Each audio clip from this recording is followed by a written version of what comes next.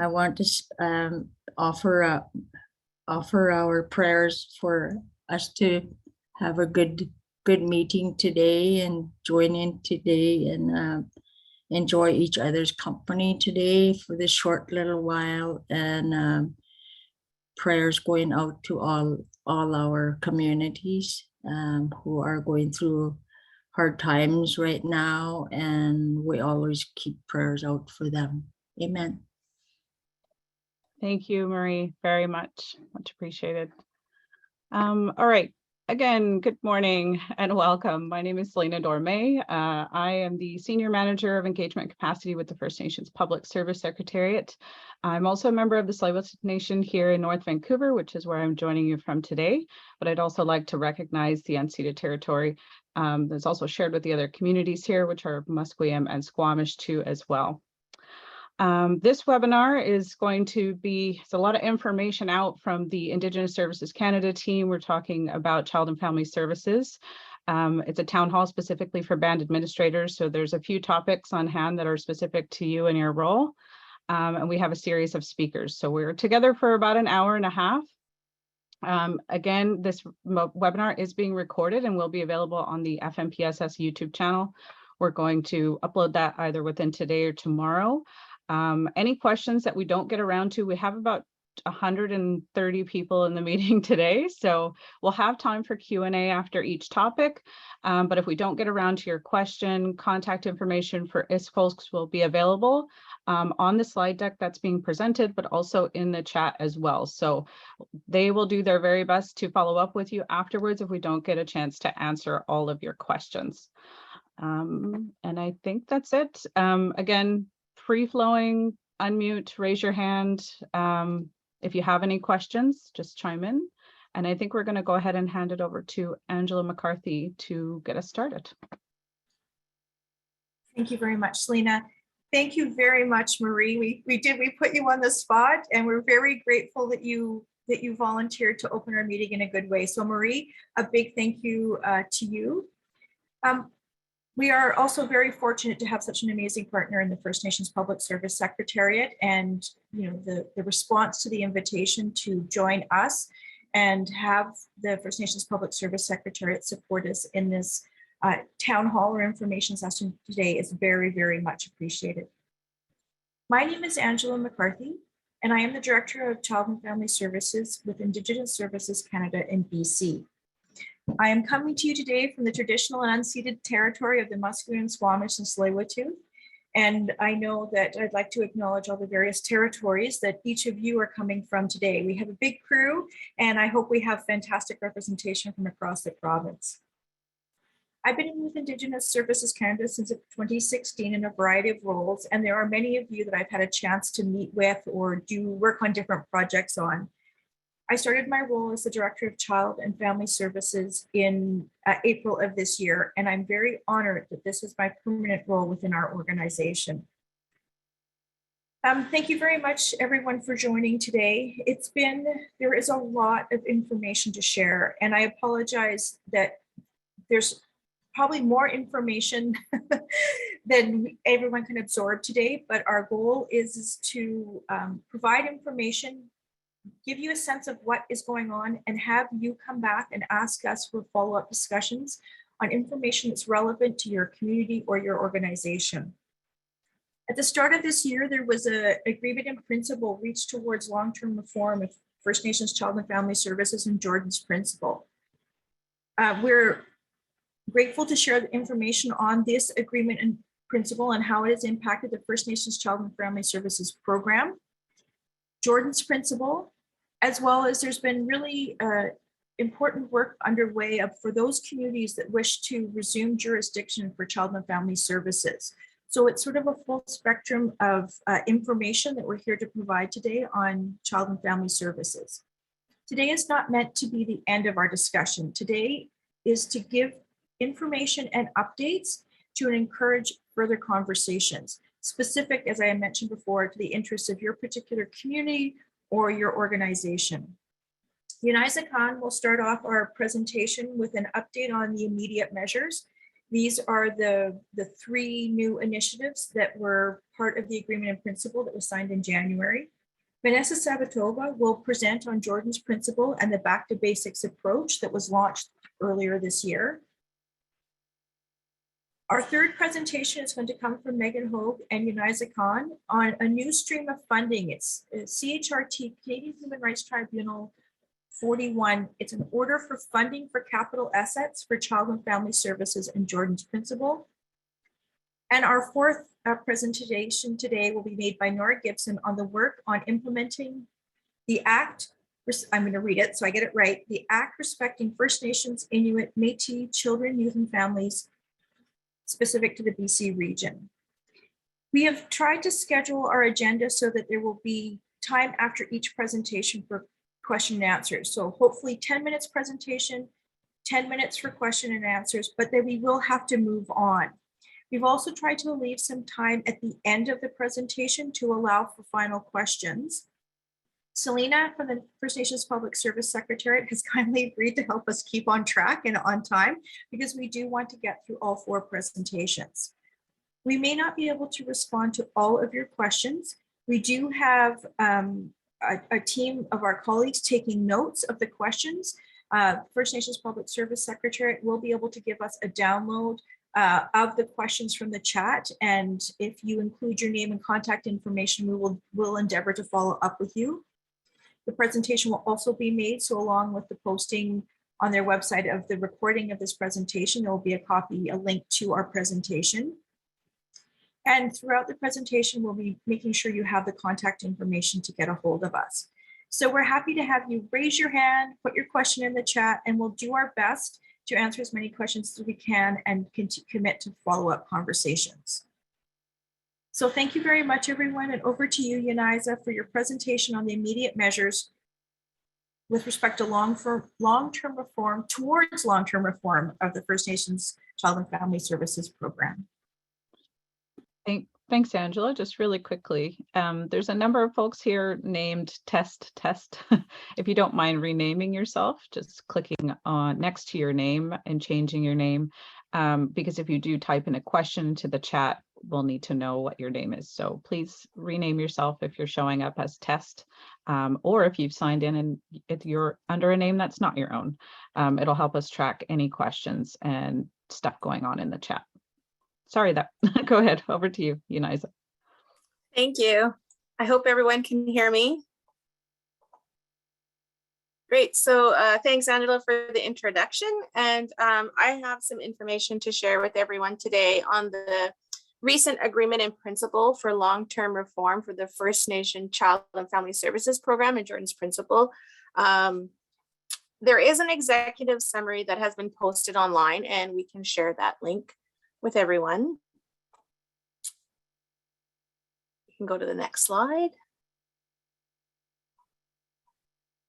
So earlier this year, the parties to the Canadian Human Rights Tribunal proceedings for the First Nations Child and Family Services Program and Jordan's Principle announced that they had reached an agreement in principle for long-term reform of the First Nations Child and Family Services Program. This agreement also ordered the implementation of 3 immediate measures, being 1, prevention services, 2, post-majority care, and the third one being First Nations representative services. And the next 3 slides will focus on each one of these. So we can move to prevention services.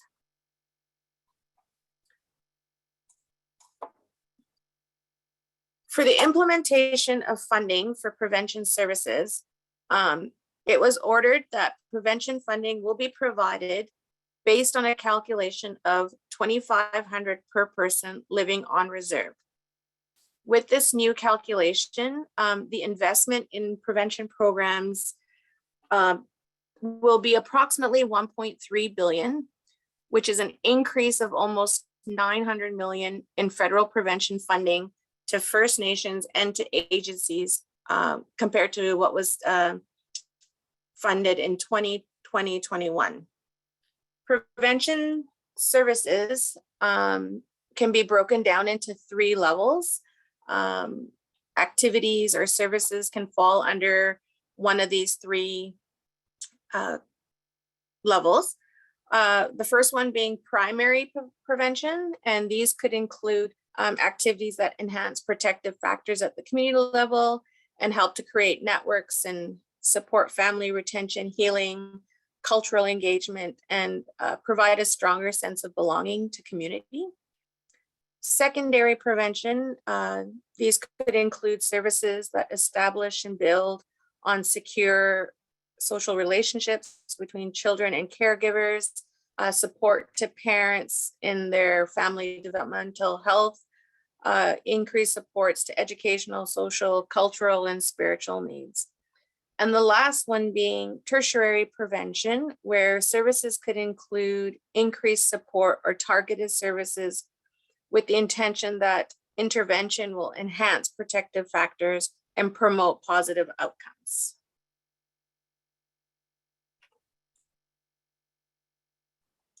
The second immediate measure was First Nations representative services. And this was to nationalize First Nations representatives. Previously, band rep services were an eligible expense under CHRT order, but were specific to Ontario region only. So now this is expanding across the country, and services, First Nation representative services will be based on a per capita amount of $283 per person living on reserve and Crown land. So the purpose of First Nations representative services are to provide support and services for First Nation participation in child and family services and child welfare processes involving their members. First Nations representative services support First Nations to have a voice when children and youth and families from their community are involved or at risk with the child and family services. The role of First Nations representative services will be First Nations defined and may include engaging with child and family services providers and participating in matters as it's set out by the provincial and Yukon Family Services law.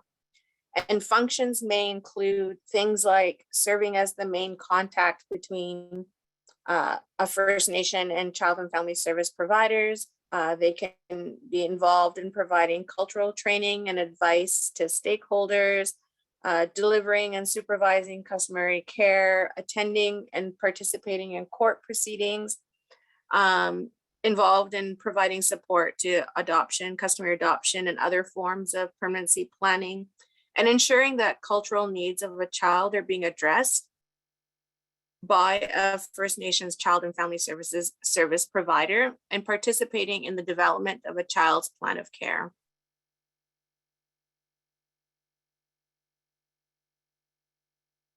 And last but not least, we have post-majority care.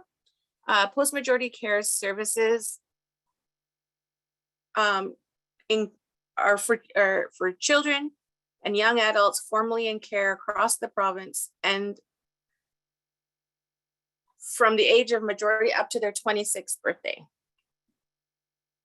And these are covered by for actual expenses. So as of April 1st, First Nations authorized service providers can submit claims for their reimbursement of costs related to these services to Indigenous Services Canada through existing First Nations Child and Family Services claims process.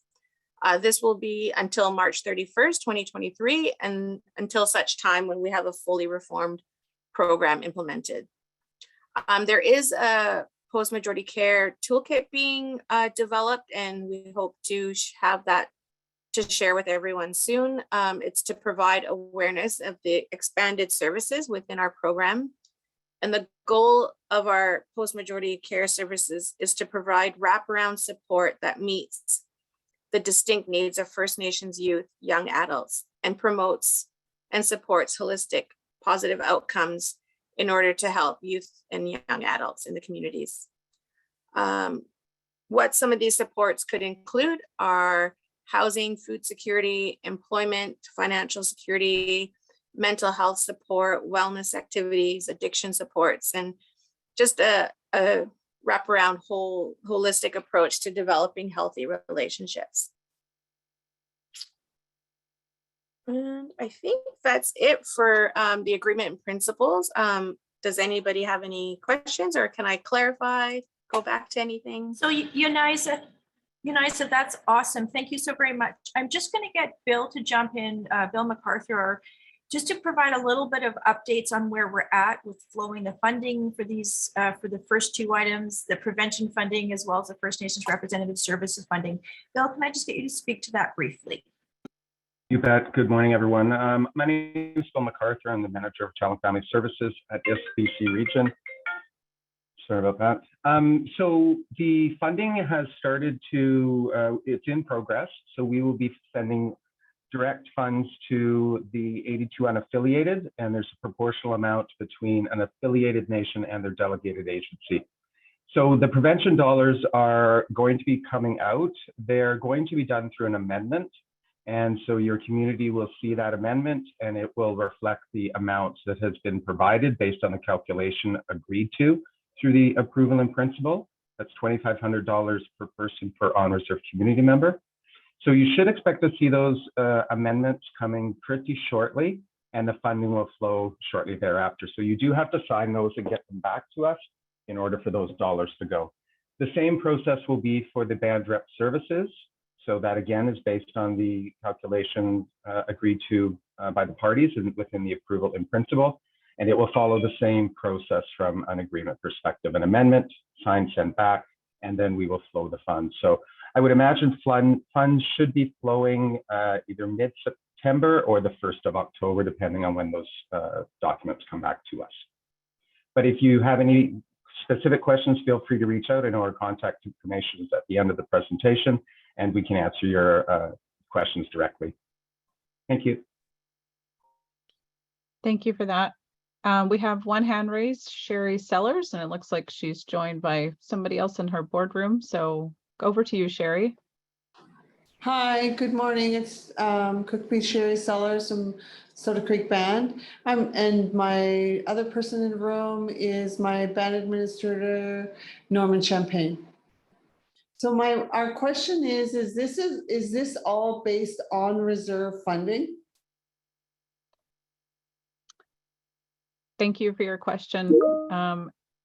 Open to any of the folks, just jump in if you're the person to respond to those particular questions. Bill, did you want to speak to that? For sure. Absolutely. So yes, the funding for prevention is for on-reserve prevention programming and services. Thank you. Question in the chat: how do individual nations access PMC funds? From Kathy. So the post-majority care funding, you can get in touch with us. There has been information that's been sent out. I'm not sure if everyone's received it. It's very much through a claims process. We are working with our delegated agencies. So if you're affiliated with a delegated agency, there'll be a different method to do that, and that would probably be through their business plan model. The executive, I'm meeting with them next week to determine how affiliated nations will access the post-majority care. But individual nations, if you're incurring costs, there's something called a claim form, and that can be filled out and submitted to the department for reimbursement. So if you have specific questions, again, reach out directly and we can help you walk through the documents and how to collect that information, just to make it easier for you and to make that reimbursement sooner than later. Great, thank you. One more question in the chat from Juan C. What is the funding amount for First Nation representative funding? So that is also based on a methodology. I believe it's $243 per person for on-reserve members. 283. 283, thank you. Can I ask, sorry, I'm trying to look for my hand up. It's Rhonda calling from HISA. For the band rep, what is that funding to be used for? I guess I missed something here. So generally it's to support families coordinating into either prevention services if there's issues with either courts or whatever you feel for Child and Family Services, it will be used to support families, either navigating the system, in the system, linking up into various programming. It's however your community feels it needs to be applied. Oh, okay, that I'm doing that right now. What is the funding to go towards? Is that salary or I'm just a little confused. Absolutely, yeah. So it could be a salary. So if you wanted to hire a person that is that link into a variety of services for Child and Family Services, absolutely, you can use it for that. You can use it for office rent, benefits. If there's some innovative programming that you wanted to do, that possibly would be eligible also. So again, it's really up to individual communities, and by all means, reach out to us if you want to bounce some ideas off us. Okay, who do I contact regarding this? At the end of the presentation, there'll be our contact information. Okay, So thank you. Encourage you to reach out. Okay, thank you. Sorry, I can't figure out where my raise hand is, but it's Rachel Wells from Caris County Family Services. Can you go back to the slide on the post majority? And Bill, you just mentioned about the claims process, and then you said something about the business plan for delegated agencies. Can you talk more about that and the process for delegated agencies around since April 1st for claims? Absolutely. Thank you for the question. So for those that aren't aware, if your nation is affiliated with a delegated agency, such as Caris County, over the last 4 years, the agency has been funded based on a business plan model. So no claims. We work with the executive director and their team to develop a business plan, and that's fully funded starting April 1st. So what I'm going to be doing is actually working with the chair of the executive, Mary TG. We're meeting next week to look at how we could roll those, the post-maturity care expenditures into a business plan model. Because it's been very successful in BC, that model. No other region in the country does that.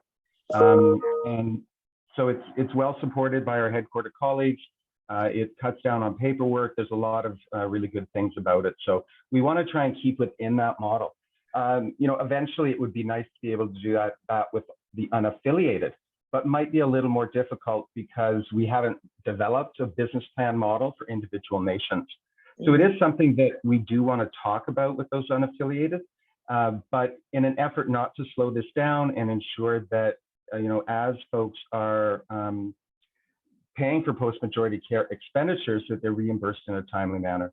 So it's sort of there's a different process currently for the 82, and it's only due to the fact that we want to make sure that we, get funding out as quickly as possible, and then we can look at, better methods of getting money to community for post-majority care. Thank you so much for that. Thank you. Thank you very much. We have about 2 minutes before we have to move on to the next topic. Any other questions? And just to follow up on some of the questions about recording and sending the slide decks to afterwards, we can definitely do that too as well. Maddie Coxford, over to you.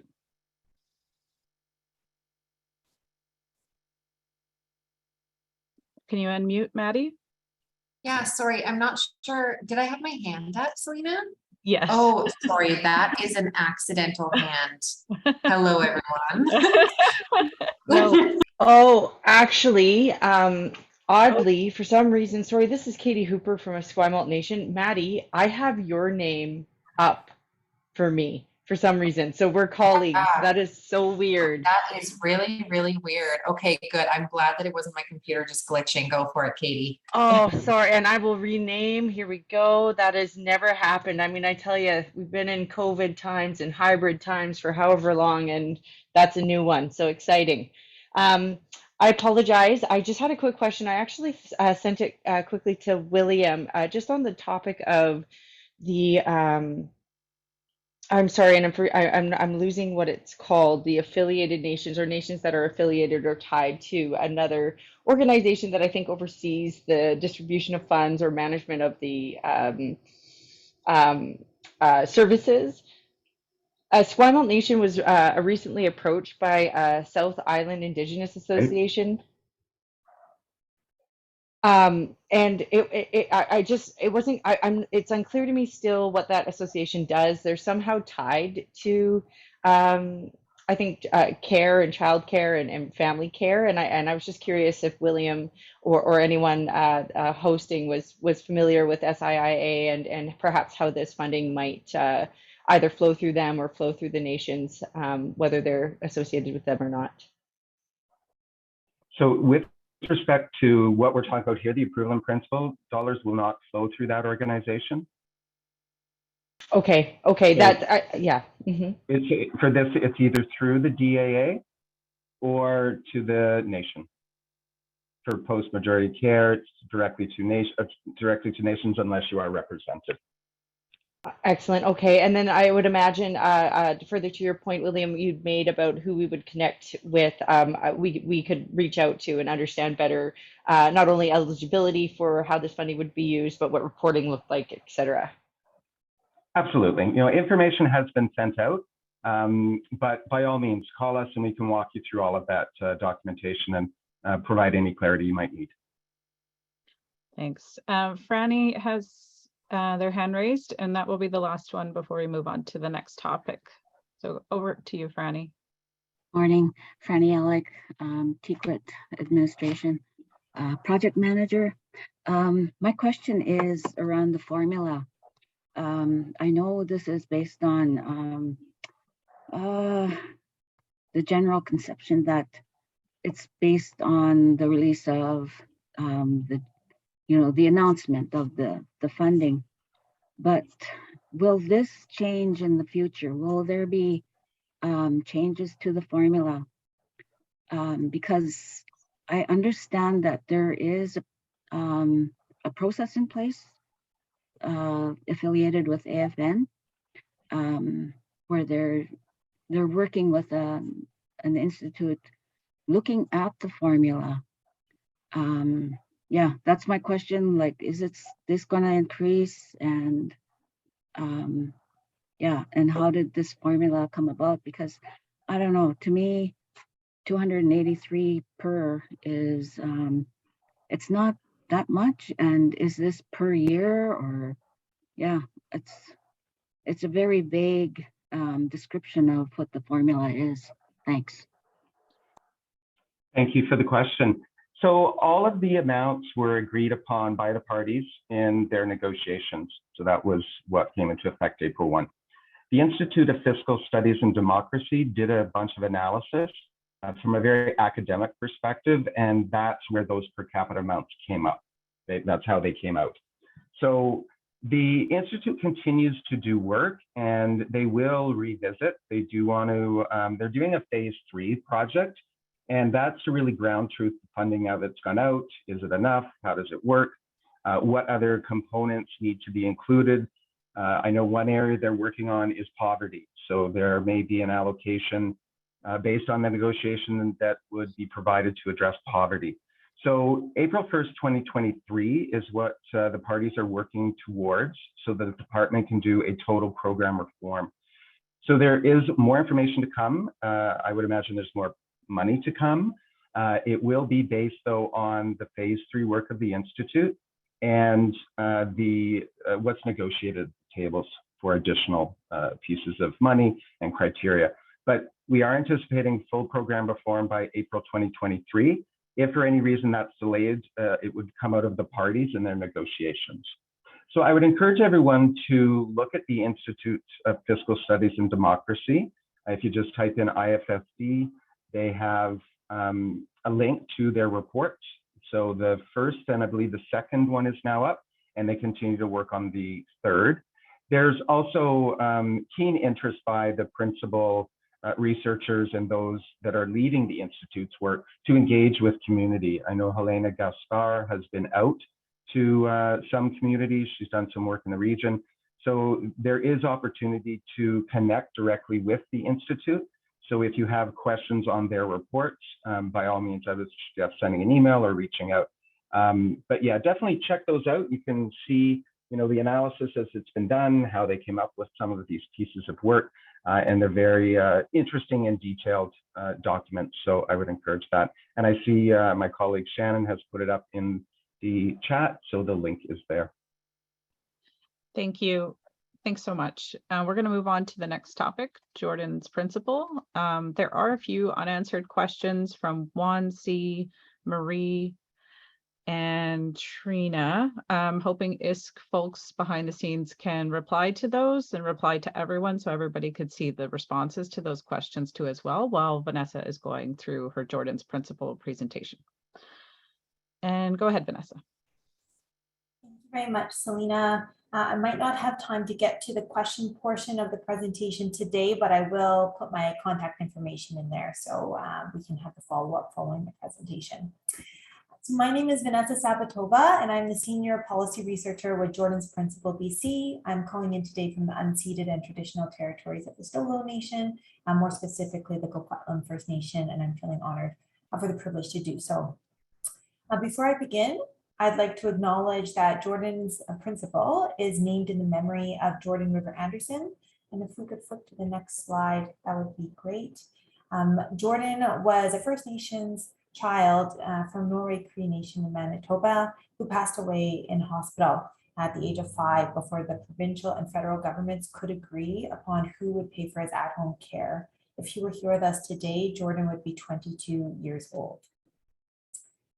Jordan's principle is a legal principle with no end date. It is a needs-based initiative on principles of substantive equality and the best interest of the child that applies to all First Nations children, regardless of where they live, either on or off reserve.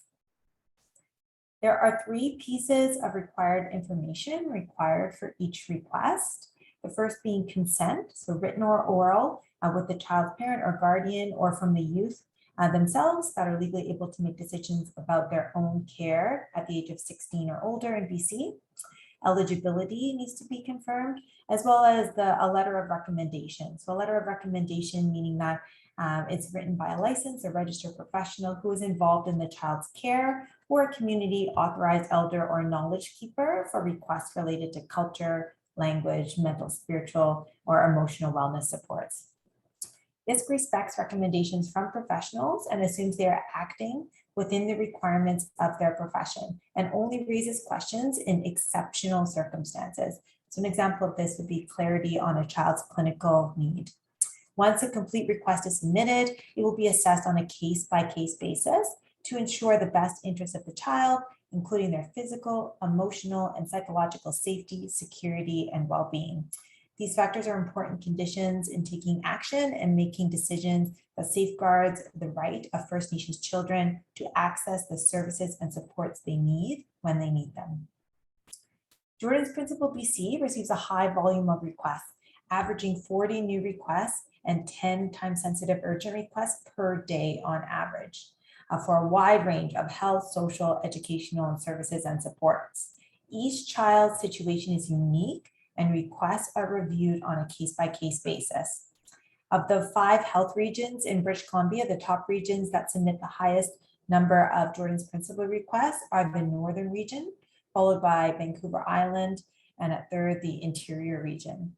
During the 2021-2022 fiscal year, Jordan's Principle BC approved 4,499 individual products and services for First Nations children, amounting to roughly 9.4 million in funding to address the unmet needs of First Nation and Indigenous children and youth. The map here that will be pulled up on the screen shows the geographical area and communities served by nearly 40 service coordinators working in communities across the province. Service coordinators are primarily hosted by First Nations and First Nations organizations, delegated Aboriginal agencies, and First Nations nonprofit organizations and friendship centers. Service coordinators support First Nations children and families in preparation and submission of Jordan's Principle requests when a gap, delay, disruption, or deficiency in existing services or supports is apparent. As we're looking ahead to 2022, 2023, in the next slide, currently in the 2022-2023 fiscal year, ISC region holds 33 contribution agreements with partner host agencies and is funding 39 service coordinator positions. BC region has also been conducting an in-depth geographical analysis to identify gaps in this model and strategically place more service coordinators in areas that are not currently covered by Jordan's Principle supports, or Jordan's Principle Enhanced Service Coordination supports, pardon me. BC region is planning to undertake targeted outreach and engagement sessions with a variety of First Nation partners, as well as provincial partners. A few examples of these outreach and engagement sessions are hosting BC Jordan's Principle committee meetings, which is the main coordinating entity for Jordan's Principle, which will begin to meet regularly this fiscal year, as well as facilitating 5 regional focus groups with First Nation partners in the North, Interior, Vancouver Island, Vancouver Coastal, and Fraser Salish, and as well as connecting directly with First Nations leadership and band administrators on who their local service coordinator is, and introducing the Jordan's Principle Back to Basics approach. In January 2022, ISC region implemented a Back to Basics approach, which is a simplified and child-centered approach for implementing Jordan's Principle in a manner that puts the needs of the child first, is simple to access, and minimizes the administrative burdens on families. National headquarters released approved Back to Basics material to share externally in mid-June of this year, and we will share that material with this group as well following the presentation. Up until a point, there had only been shared orally with our partners. BC region is currently focused on delivering outreach and engagement session with First Nation partners and leadership, organizations, and provincial partners to share information and material on the Back to Basics approach as it applies to Jordan's Principle. I'm moving forward to the next slide. In terms of additional documentation, so BC region under the Back to Basic approach now has taken 4 immediate measures to reduce the administrative burden on requesters and vendors associated with Jordan's Principle requests. BC region works closely with requesters, service coordinators, and other relevant partners to identify missing information immediately and find solutions that are less burdensome for families. As part of this, BC region no longer is asking for additional documentation. BC region continues to respect the recommendations of professionals and will assume they're acting in the best interest of the child within the scope of their professional expertise. This includes respecting the recommendations of elders, knowledge holders for requests related to culture and wellness. In terms of payments, as part of implementing the Back to Basics approach, BC region has taken immediate action to amend the current payment process to allow flexibility and timeliness. This means that the region no longer requires parents or guardians to sign the confirmation of services or products received form to issue payments to vendors. In terms of costing, under Back to Basics, what the region no longer requires quotes or cost estimates to be included in requests to make a determination. ISC can make the estimate on costing where reasonable to minimize the administrative burden on families. The child's needs and distinct community circumstances remain the primary consideration. ISC must not secure a product of lesser standard or quality or quantity, or in a manner that is unreasonably difficult for the requester to access. And lastly, as part of the Back to Basics approach, the region applies substantive equality proactively as a way to address the impacts of colonization and inequalities experienced by First Nations children. ISC respects that requests are based on the unique needs of First Nations children, meaning they may need services and supports above the normative standards. This means that there's the presumption that First Nations children's needs services going beyond the kinds of levels of services available to non-First Nations children due to the unique disadvantages that they face. Applying substantive equality means that the needs of the children are the most important. Finally, to this point, the implementation of the Back to Basics approach has led to positive results for families and children, such as the elimination of certain barriers to submitting a Jordan's Principle request and decrease in processing times. This approach to Jordan's Principle is non-discriminatory, centers on the needs and interests of the best of the child, and takes into consideration the distinct circumstances of their community. It is simple to access, timely, and it minimizes the administrative burdens on families. Jordan's principal team members are committed to exercising compassion, common sense, and reconciliation approach when receiving, processing, and determining Jordan's principal requests. The implementation of the back to basics approach has already resulted in a reduction of 89% in the backlog request from January 2022 of this year to July. So this brings me to the end of my presentation. My contact information will be listed at the end of the presentation. I'll also put it in the chat function here, and I will open the remaining time for questions. Thank you. Thanks, Vanessa. Right on time. There's one question in the chat from Shannon. How does a nation receive funding for a JP service coordinator? Thank you for that question, Shannon. So as mentioned, we are looking at the geographical analysis of where those gaps currently are.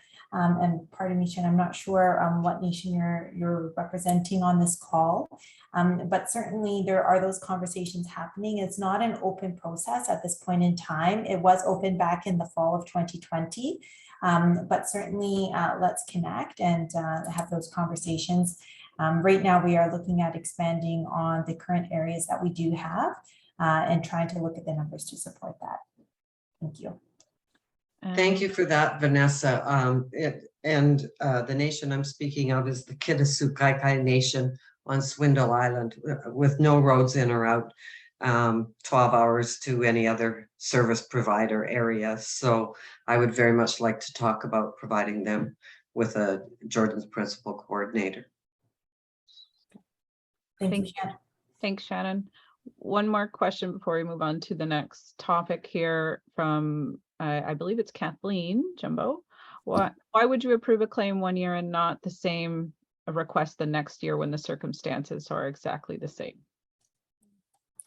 Thank you for that question. I completely understand how the request process could be frustrating in terms of the results that are received, and we are working at reducing those administrative barriers. But without seeing the specific case that is being discussed, I can't really speak to the specifics. But certainly, if we would like to connect about a certain case number, I'm more than willing to have those conversations. It is by a case-by-case situation, given that the 3 items needed to support the case are also submitted along with the case submission. But certainly there are other factors as well, and those can be discussed as particular to the specific case. Thank you very much. And it's Grant. If I could also just, if I could just mention there too, if a case is denied, denials do not take place within the region. They are escalated to headquarters in Ottawa. And we now have a new arm's length appeal committee where there's independent professionals that where half the committee is Indigenous members of Canada, and they are there to re-review, and if appropriate, they will approve that. Thank you. Thanks. We're now going to move on to Capital 8 CHRT 41 and then a Q&A. And hoping somebody can respond to Vanessa with her question in the chat regarding evaluation of the program.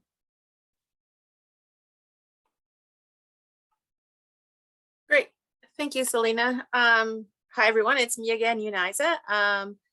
I'm, as I mentioned before, a program advisor with the Child and Family Services team in the BC region. And I'm here today with my colleague, Meghan Hogg, who is the program advisor with the Jordan's Principal team. And we work on CHRT 41, the order relating to capital together. And we have some information to share with you today. We we'll provide an overview on the capital order and provide some information on program eligibility and the application process. We also have some information to share on the capital program delivery guide and how we can support communities and agencies interested in this funding program. Slide.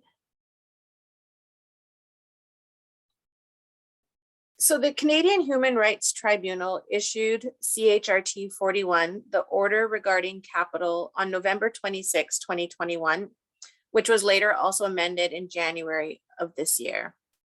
This order on major capital is to support the delivery of First Nations Child and Family Services and Jordan's Principal Services on reserve in the province or anywhere in the Yukon or Northwest Territories. As per the CHRT 41 orders, Canada will fund the purchase, construction, or renovation of capital assets, including property, buildings, spaces, or vehicles that are intended for long-term use. Requests are being accepted on a continuous basis and funding is issued based on actual costs. There is no limit on funding amounts or the number of requests that can be submitted. Project funding can also be issued in a phased approach depending on the project stage. It's also important to note that First Nations Child and Family Services agencies may continue to seek reimbursement for building repairs through a claims or an actuals base per the 2018 Canadian Human Rights Tribunal Order 4. Next slide.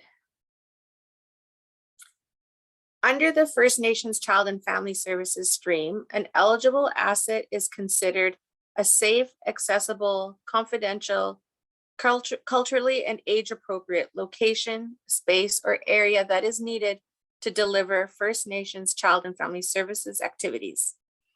These activities need to fall into either or both of the following categories. 1, prevention, and 2, protection and guardianship. For prevention services, these are services that support the safety and well-being of First Nations children, youth, young adults, and families in an approach that is culturally appropriate, are the best interests of the child, and provide substantive equality. For protection and guardianship, services including post-majority care delivered by provincially delegated service providers that respond to child maltreatment, provide guardianship and/or custody services, including alternative care, and support family preservation, reunification, and well-being, including cultural and linguistic connections to First Nations children, youth, and families. So that's some key points for the eligibility of First Nations Child and Family Service Program. And now Meghan will speak to the Jordan's Principal stream. Thanks, Uniza. So in terms of the Jordan's Principal funding eligibility, similarly, capital assets must be needed to support safe, accessible, confidential, and culturally and age-appropriate spaces to be used for the delivery of Jordan's Principal services for eligible First Nations children. Buildings built, purchased, or renovated using CHRT 41 funding can be located on reserve in BC or anywhere in the Yukon or Northwest Territories. We are always looking for a direct link between services that are funded through Jordan's Principal and the capital asset needed to deliver those services.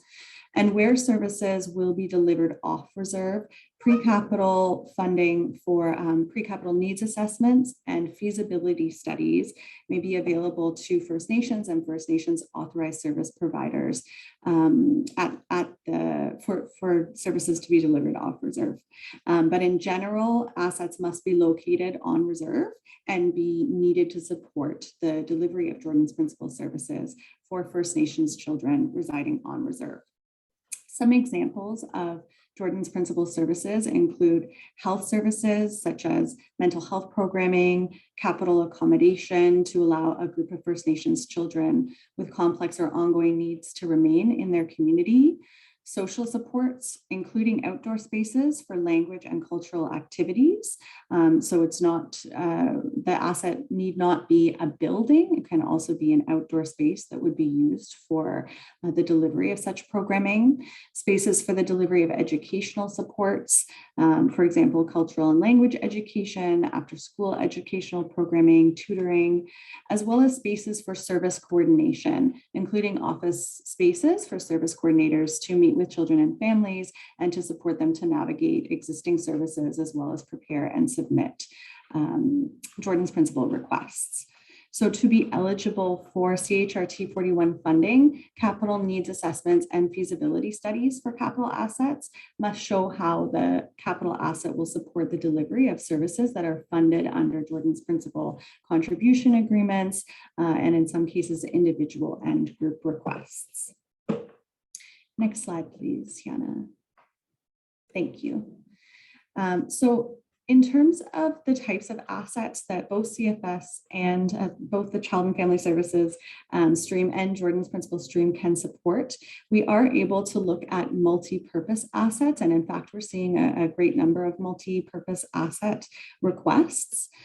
So this might be, for example, a community center that will be funded through other means for some of the community accessible supports, but will also have spaces for prevention services or Jordan's principal services. So in the case of an asset that will serve multiple purposes, we are able to look at a proportional contribution. A decision on the capital request will only reflect the proportion of that multi-purpose asset that is intended for First Nations Child and Family Services or Jordan's Principal. So we would work with requesters to identify the proportion of that asset that would be needed to deliver those services and make a determination based on that proportion. We can also look at joint assets. So where an asset will serve the needs of more than one First Nation or more than one First Nations Child and Family Services agency or authorized service provider, then we can look at a joint capital funding request for assets that fulfill a common need. And I will just mention as well, and it's fine to stay on this slide, Kiana, that the supporting documentation required as part of the capital funding request varies based on project. So we will work with requesters to identify what those documents may be, depending on the project stage. And that goes to this next slide, how to apply. So all requests go through a national intake at headquarters in Ottawa.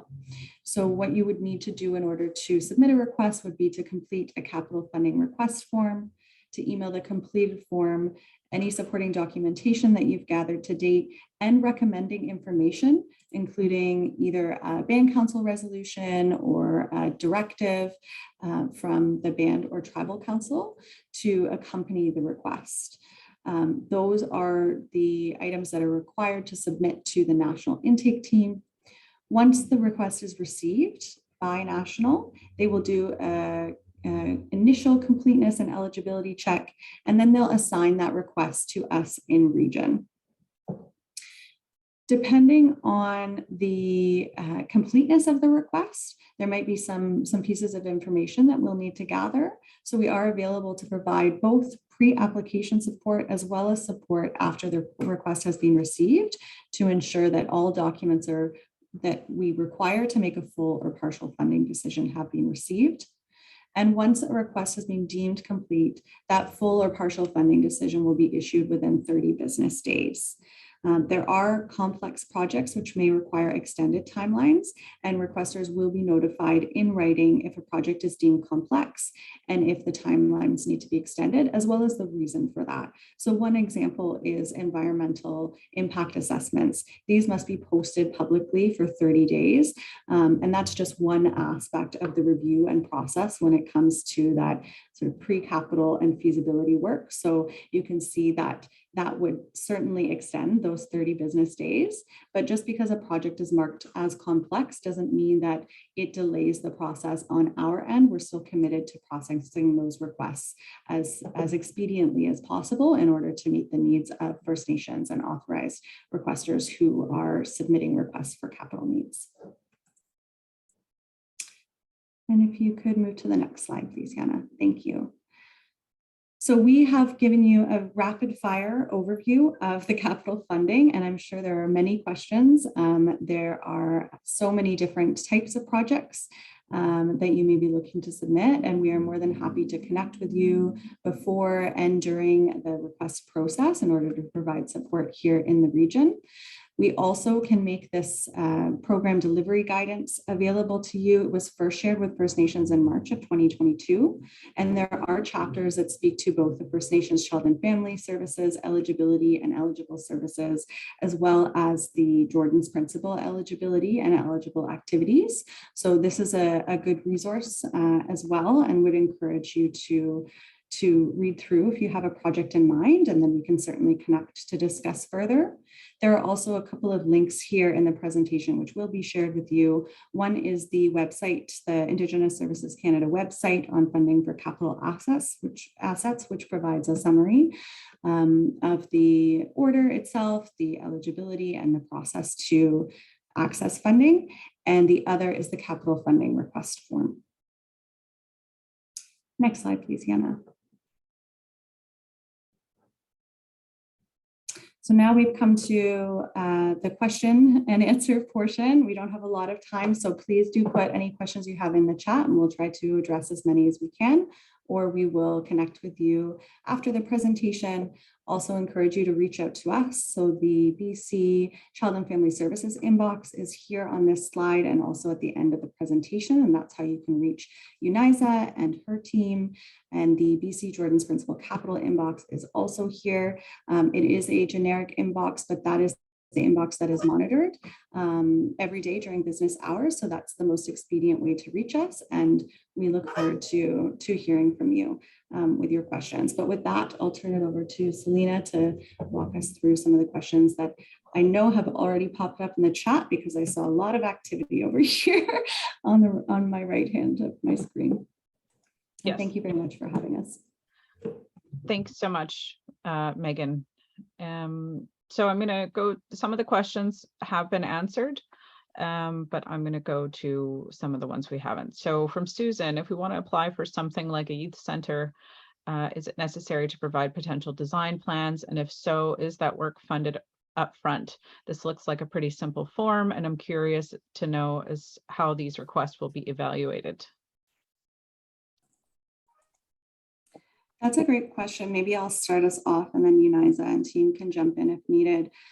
So for something like a youth center, it would be important to provide us with information about how the youth center will be used to deliver services that either fall under the prevention, protection, and guardianship stream for CFS, or that are connected to services that are funded through Jordan's Principle. Yes, you would need to provide design drawings at the design stage, which would be reviewed by our technical teams here in BC, who we are fortunate to be working with. We tend to look at requests on a staged or a project phase basis. So moving through first the feasibility and the pre-capital, on to design, which is the second stage of the process, later to construction, and finally to completion.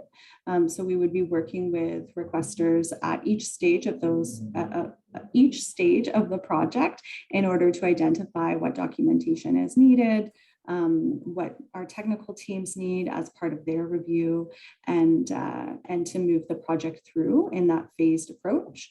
And with a youth center as well, typically these are multi-purpose assets. And so we'd also be looking for information about the delivery of services, operational and functional plans that can help us to understand how the space will be utilized and what proportion of that space will be used for child and family services and Jordan's Principle or Jordan's Principle funded services.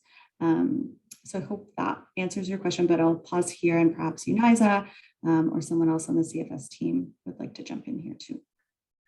No, that's great, Meghan. I just wanted to add one point that for those kinds of applications too, if you contact us prior to submitting, we can work together and kind of help figure out what the project stage is. And we do provide funding for different phases. Like if you needed a feasibility study done, we can start with that funding application for that phase. And then as we move on to the other project stages, there can be funding for each stage.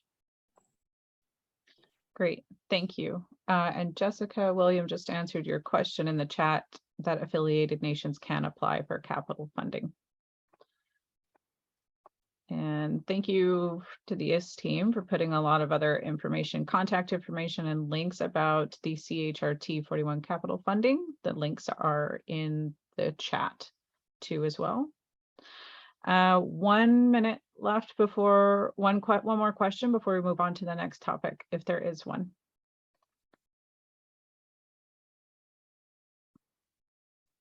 Okay, moving right along to jurisdiction with Taylor, I believe, is our presenter. With Nora. Or Nora. Hi, Nora. Over to you. Hi, everyone. Nice to see so many people joining us today. For those of you I haven't met, my name is Nora Gibson. I'm the Manager of Jurisdiction and Engagement here in the BC region. And just like to take a quick moment to acknowledge all of the territories that were joining this call today.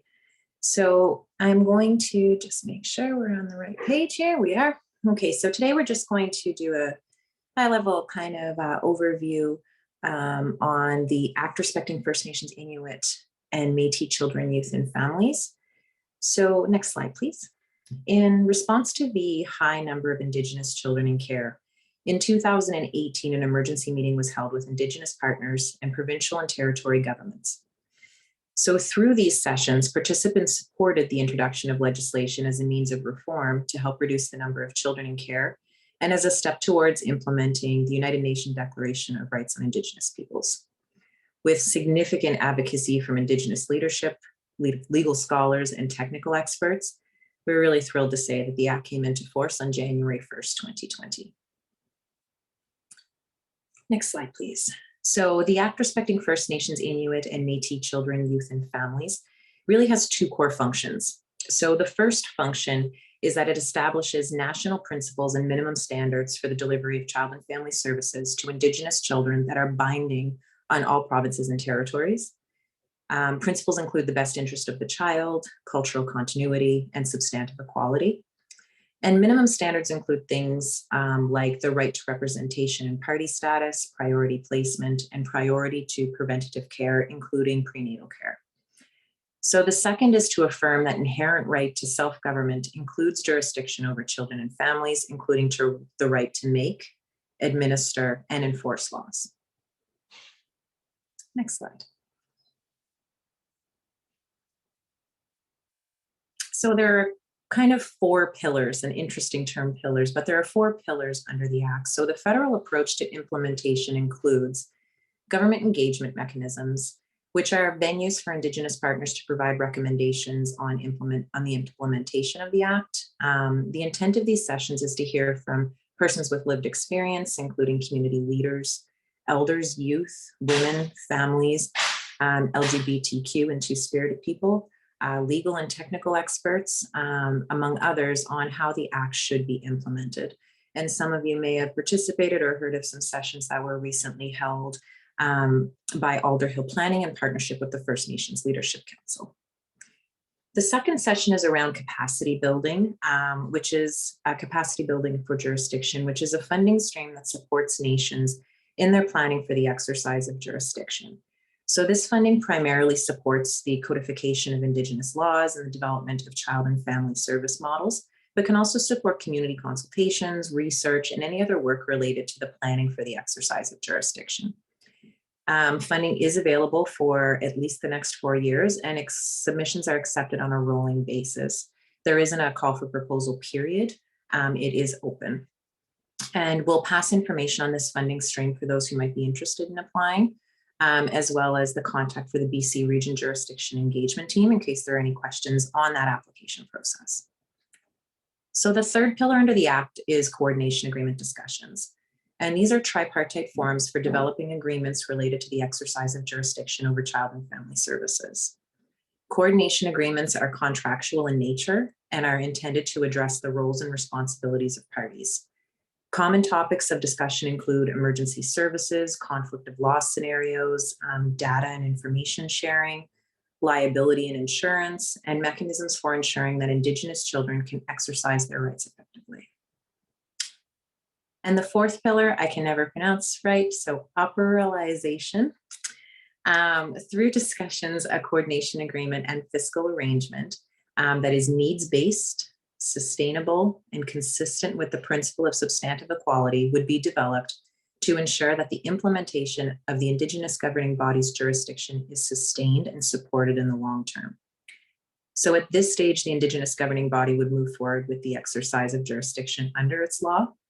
Note at the conclusion of an agreement, an Indigenous governing body may opt to bring a law into force at a later date to provide some time to stand up its child and family service organization and for the transition forward. This transition period is determined by the Indigenous governing body and may entail time to complete capital projects, hire staff, develop supporting policies, and procedures for the delivery of services. So we decided to be very quick on our presentation and stop there and open things up for questions. So next slide, please. So you will see at the our general delivery inbox address, email address will be provided. And that way there, anything coming into us can be forwarded along to the correct individual to reach back out.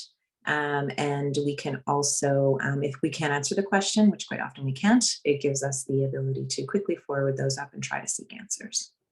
So I'll stop there and open up the floor. Thank you, Nora. Open it up. There are no pending questions in the chat. So if you'd like to raise your hand and ask your question live, please feel free to do so now. We have about 20 minutes left before we have to wrap up.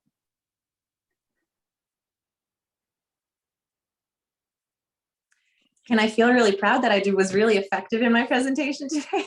Yes, yes. And this is I will say this is quite a change in how government works overall, given that in the development under the Act for especially capacity development funding, it is quite flexible. It is a lot to take in. So we do know that sometimes folks like to take some time to digest the information that was shared, maybe kind of go through it again and then reach out. We're more than happy to talk at any point, and do encourage folks that if there's any questions that come after the fact, we are more than happy to have a call or create a kind of a virtual meeting to go through those. Thanks, Nora. Franny has her hand raised. Please unmute. Hello. Hi. So in your presentation, you mentioned that under the governance and engagement process, that there's funding available for the next 4 years. So after that, when a community or a nation goes into the coordination agreement, the implementation of our jurisdiction. So is there a timeline for working through the coordination agreement, the negotiations, I guess, of this? Yeah, that, I guess, is there timelines after the governance and engagement? Is there a timeline for the capacity development, coordination agreement, and that tough word you said? Yeah, no, I think I'm not the only one. So I think maybe I'll separate it into some different buckets. So government engagement mechanisms are really intended. The Act is so new and kind of the first of its kind, if you will, in the world we're working in. So government engagement mechanisms is really funding that's available should groups want to do some engagement sessions to feed into what policy pieces attached to the Act would look like. We are very new, and there are some Indigenous governing bodies working at coordination agreement tables now, and they are what we're kind of calling the early adopters. They're really identifying those challenging sticking points and how do we navigate getting through those. Government engagement mechanism is another piece to that puzzle to help identify, as we're not the experts in this. Indigenous governing bodies, communities are the experts, and that's how we're going to learn where we need to kind of navigate and find pathways under the Act as it hasn't been done before. So that's the one bucket of government engagement mechanisms. The second piece is capacity development funding. And capacity development funding can be accessed for up to 5 years. The purpose of that funding is to really help prepare, because we've been advised that quite often laws already exist. This isn't new. nations and Indigenous governing bodies and elders. There are laws that are there. It's how do we put them into action now, as you know, in some ways that they may have been a spoken law that now needs to, how do we put that into practice? Or we've also been advised that because of, you know, many years of not being able to exercise that inherent right, there now needs some space and time to how do we navigate this from both the legal standpoint, but also what's going to best benefit our children. So under that capacity development funding, that's an opportunity to start planning and determining how some of those pieces maybe want to be codified. Then the coordination agreement, that's when you have advised Canada, we're looking to exercise our right.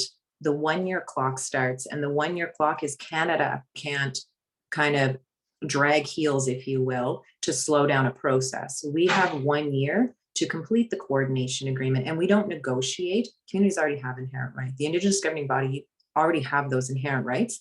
We're there to navigate the process along with the province on what is that going to look like? How are we navigating funding to make sure it's sustainable so that the law as being exercised is sustainable over the long term?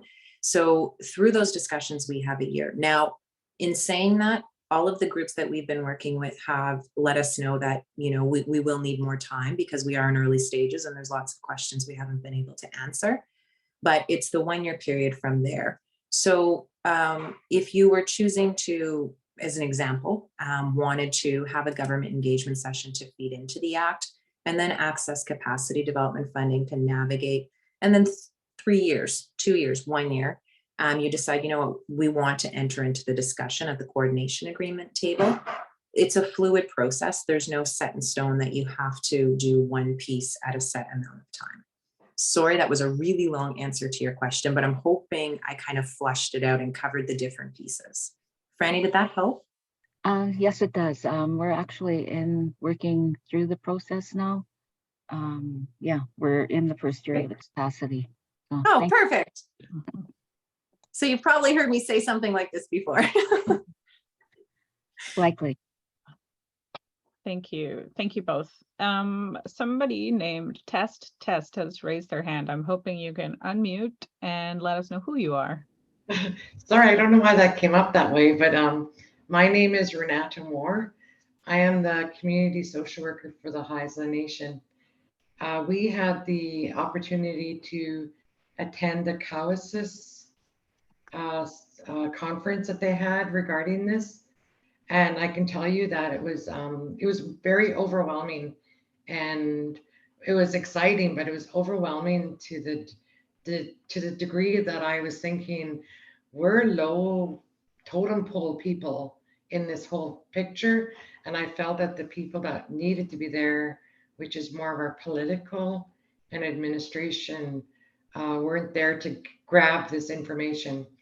I can say that what I witnessed was, I thought it was more of a political relationship to push this through, that keeps that initiation going through, just the way they spoke and shared of their experience. Maybe because theirs was the first one that went through, and building that, and then maybe that's my question.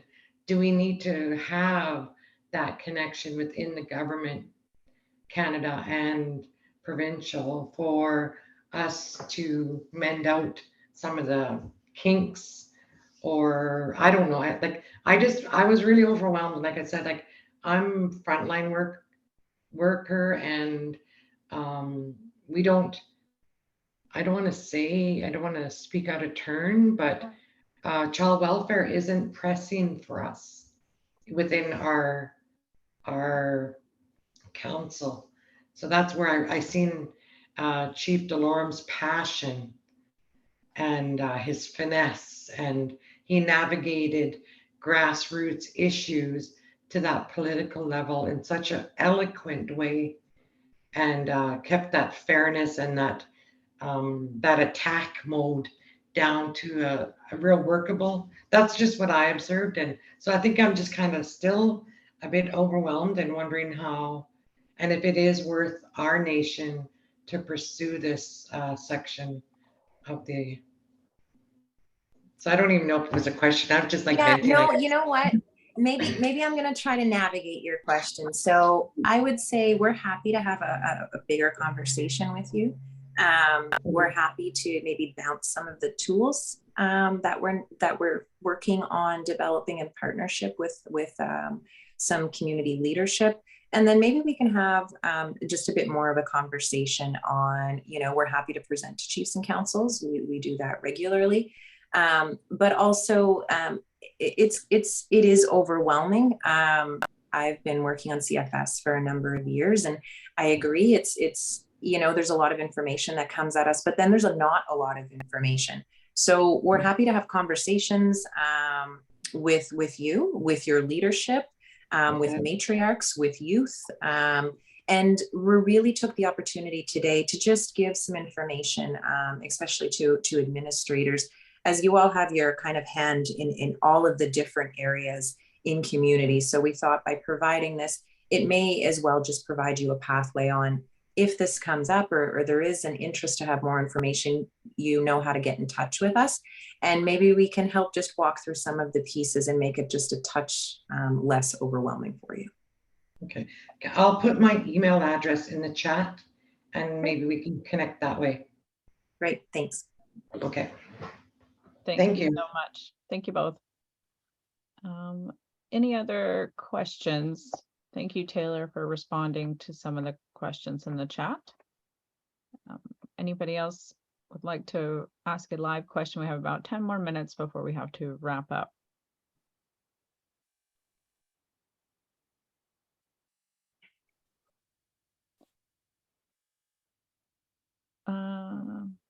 High Bar is completely starting from scratch. We don't even have an inhabitable reserve. How can we begin? From Trina Hawkins.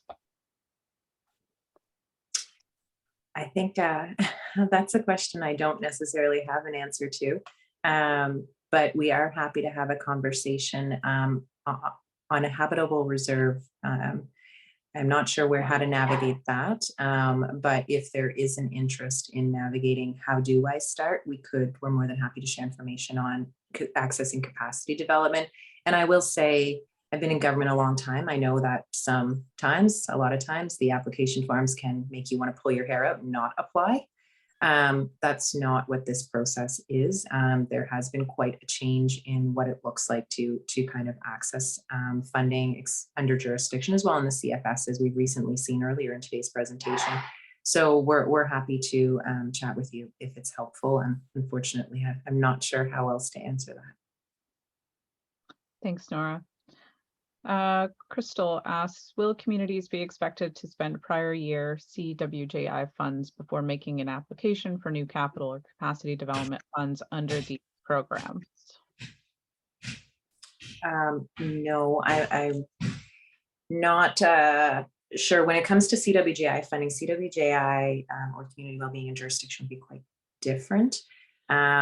There shouldn't be any cost to submit the capacity development application, unless, of course, if you're working with a contractor on those pieces, but there is not an expectation to utilize CWJI funding for jurisdiction. In the past, before the changes to what was community wellbeing and jurisdiction initiative funding, some of what is now called prevention funding was used on jurisdiction. But now that jurisdiction has funding and the changes with the prevention funding, that is no longer the case. So you would not be expected to use that. Great, thank you. It's Bill. I just also wanted to comment on the CWHI will not impact the ability to apply for capital. One would assume that the CWHI could be used for prevention programming within a structure that was built for that intended purposes. So no, that isn't a barrier at all. Great, thank you. Couple more questions. Yes, Susan, we can make sure copies get out to you. Ashton asks, will ISC provide the training to communities to enter into this agreement and take back jurisdiction, or are we expected to learn on our own? And Samantha asked a similar question about coordinating a presentation to Chief and Council. Yes. There is no one size fits all with navigating jurisdiction. And it is a question that we've heard before about how do we navigate this, as you know, Canada was responsible for removing some of the ways around how, you know, communities would care for their children, their families. So I can't say we're not providing training because we're not the ones who know how to do this into the unique circumstance of each community. But that is where the capacity development funding came into effect for that, you know, up to 5-year period to support communities who are looking at navigating and working with elders on what did it look like to take care of children and families. So we are working on some tools and some resources at the request of some communities to help navigate, because one of the biggest questions we get is where do we start? So we are working on those pieces based on the experience of communities across BC and across the country. But when it comes to the training piece of that, I'm not sure, as we're still in such an early stage, and we don't in BC have any communities who have kind of gone through the entire process to exercise, but we're happy to pull together any resources that we can, including the COWASIS and other agreements that have come together, as well as contacts that we might have from those communities and provide those. I see that your contact, and there was sorry, I'm seeing the chat pop up, but we can navigate to provide that information. Yeah, great. Thank you very much. And sorry, I'm just scrolling back here. Great presentation for those that posed all the great questions. Send the presentation. Yes, we will do that. Any other questions from the group? 5 minutes left. Excuse me, I can't find my chat. I mean, my hand. So can I ask a question? Yes, it's Barbara. Absolutely. Go ahead. Can you expand on operationalization? That question is for Nora, I think. That challenging word you can't say. Yeah, that's the that would be once that's the coordination agreement discussion. So when I mentioned the kind of 1-year clock period, our colleagues are in the in headquarters, which is that really hard word. Let's just call them the ops team. They work to sit down and have those discussions over the 1-year period, or depending on the community, how long it takes. To develop the coordination agreement along with whatever goes along with that, with those fiscal pieces, and support navigating the relationships between the 3 parties, the Indigenous governing body, Canada, and the province. Pardon me. Thank you. Thank you, Nora. And somebody's asking for Nora's contact information too as well. If it hasn't been shared, please put her email in the chat.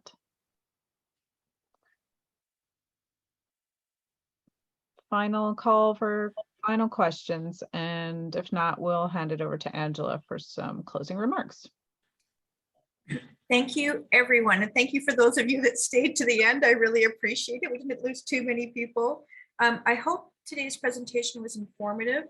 I do appreciate that this is a lot of ground to cover and that you may have many questions more. And so this is not meant to be a one and done. This is meant to be the beginning of a conversation or the continuation of a conversation for those of you that we've been discussing some of these topics with. We would be happy to meet with you, and lots of contact information, and happy to, if you're not sure who to reach out to, happy to have you reach out to me and I can connect you with the appropriate parts of our team. I would like to thank you all very much for your presence today. I believe Marie has left, and I just wanted to thank her again for her opening. I would like to thank the First Nations Public Service Secretariat for creating a space for us to get together today. I'm incredibly grateful, and this is just so valuable to us. And I'd like to give a big thank you to my team for pulling the information together and trying to package it in a way to spark conversation. So thank you very much for that. I am grateful for everyone's partnership on this call, for supporting First Nations children and families, and we're committed to undertaking this work with you. So thank you very much, everyone. And I hope you can enjoy the rest of the day today and enjoy some of the sunshine, and that if your communities are impacted by severe weather events, that you stay safe. So thank you very much, everyone.